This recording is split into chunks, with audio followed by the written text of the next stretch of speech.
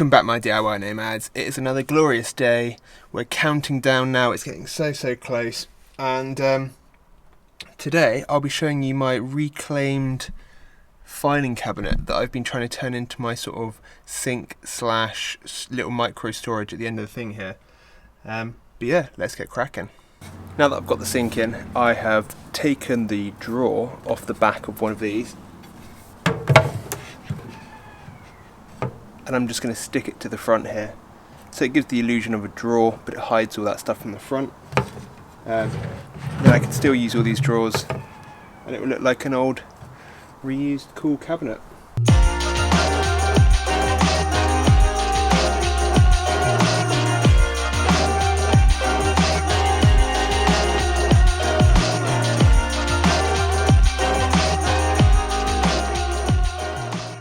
It looks like what I'm going to have to do is actually do two of these like that. Two of these like that. The attachments are going down too low and they're clipping on the back end of this drawer. That means that I should still be able to use the bottom drawer for other random things. And have like a cool, quirky sink. So I still need the connector for the bottom down there. So until I get that, I'm going to show you guys how it all works at the moment, but I just need to plumb that in and work out a place for the pipes to go. What's really nice is it fills in the space as best as it can. I used one of the chopped up bits of wood off of it to make this little extra stand that I will fix in place. And on top of that sits my water tank. And it's just gravity fed.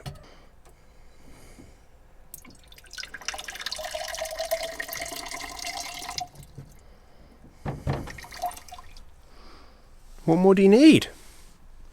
Just for safety reasons, I'm not planning to actually screw this water tank in with any sort of mechanism, because what will happen is it'll be a bit of a pain to try and take out of where it is. I don't trust this very thin 3mm ply to be very secure or structural in any way, shape or form. And if I'm driving and I've got it's a 12-litre tank, that's actually quite a lot of weight right behind my head. And if I crashed, imagine 12 litres of water gaining that much momentum going into the back of my head. It could, in fact, kill me. So what I'm going to do is, I've got this stand. The stand for it will be mounted down. The water tank itself will just go away, probably go underneath in the little drawer underneath. And I will take it out and put it on the stand when I get to a place, because I won't be driving around. I'll just have to remember not to drive away with it. But I mean, it's pretty obvious. It's just there. I'll remember it's just the one thing I need to put away. But that works for me. That's perfect. Gravity fed. I can still get some water in the middle of the night. I can do everything I can from there. I just need to put it and stir it away when I drive, which is easy peasy, saving costs and just fantastic. Plus it means that when I really just want to fill it up, I can just grab it and run like I'm stealing it from my own van. Don't really know how I need to sell this anymore, to be honest, in my crazy foil den. I went out and bought this tube, an extendable sort of flexible tube. That's going to, I'll show you what that's going to draw through in a bit. I've got my bottom drawer here that I've cleaned out, and what that's going to do is that's going to go in the bottom, and then I'm going to screw it into the walls. The reason I'm doing it like this is because it then is linked into these runners, so it actually acts as a structural part for the flooring area. And then what I'm going to do is the two fake front doors that I'm going to put here, I'm going to put them on hinges so that this bit opens up, and then I can put my water bottle in here. And by the way, we just all appreciate how much of a perfect fit this is? Look how perfect that is. Oh my god. What I need to do now is put the drawer in, screw it in, remove these runners to use them somewhere else, drill a hole through the back for this pipe to lead out of, and screw in this shelf bit after I've sanded the edges. I've gone through my drawer of random bits and picked out these screws that I can use, and they're going to do the job that I need, which is perfect.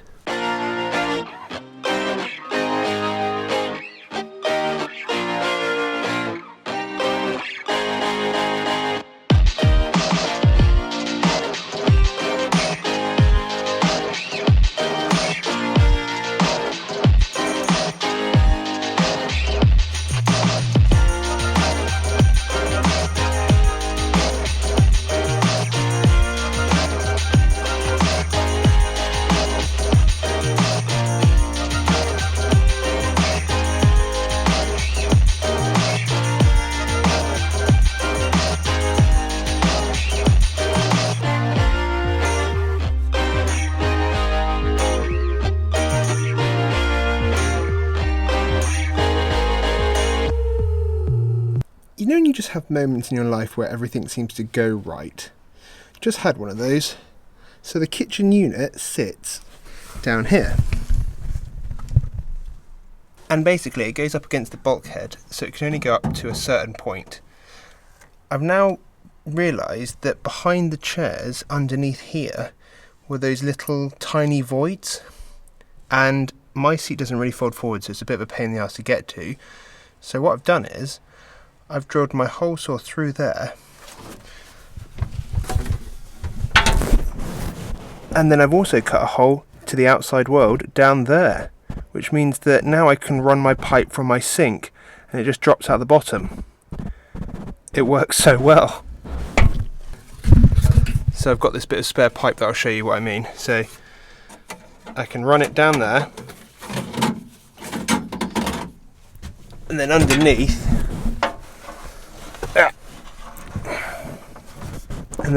behind the driver's chair, I can pull it through a bit more and slide it through that hole to the outside world, and I've got my drain pipe.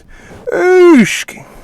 One thing I should explain though, that if you're gonna, if anyone's following along with the series and they seem to be doing anything to their combo at the same time, if you're going to drill any holes to the outside world through any part of the steel, especially the flooring, triple, quadruple, check 10 times that you're not going to drill through the bottom and cut through any very important cables or pipe work. So just if I'd gone directly down, don't worry, I had checked this all before I started making any holes, but if I'd gone directly down from this point, I would have come very close, if not I would have cut through two very important looking blue lines, cables, pipes or anything that run from the front to the back, and I'm pretty sure one of those will be a fuel line. I could be wrong, but they look very important, and you obviously don't want to cut through those. So I double and triple check where the hole was going to go through. Luckily, it was just a thin bit of steel, which was fantastic. So that's worked out really well.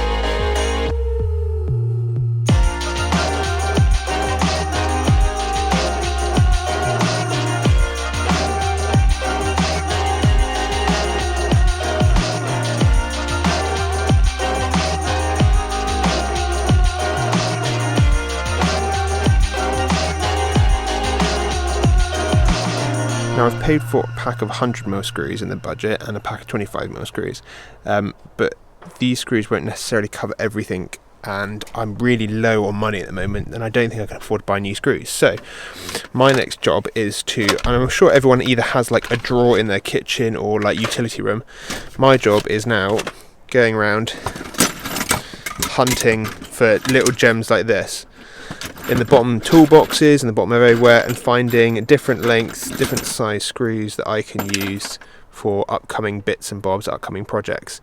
We're talking about £1,000 van conversion, and really technically I've been on £130 to £140 to convert this van, so this is what I'm having to resort to. The great thing is it's like recycling. I mean, I probably would completely forget about these screws normally, so they will get used, which is great. But yeah, just have a hunt around and use what you've got on hand. Also, all the furniture that you might pick up for free from FreeCycle or Gumtree, you can also take off hinges, sliders, runners, everything like that off them and reuse those again. Right guys, I couldn't really show you because I couldn't set up the camera and get the angle, but to mount the kitchen unit, I have screwed in through the bulkhead through the thinner bit of steel in these little divots, and I've got a few screws in and that's holding it in place. And then what I also did was on the inside I screwed into the wall that way as well with one of my 100mm screws. So the unit, I've really tried, it is definitely not moving anywhere, which is fantastic. And the great thing is, in a crash, the weight is all much lower down and the water's in the bottom bit as well, along with the cookers, so all that weight's down low. The bulkhead is stopping it from coming this way anyway, so the only thing these screws are really preventing it is sliding down the van when I'm accelerating, which is great. We are almost there guys, basically got everything ready to go.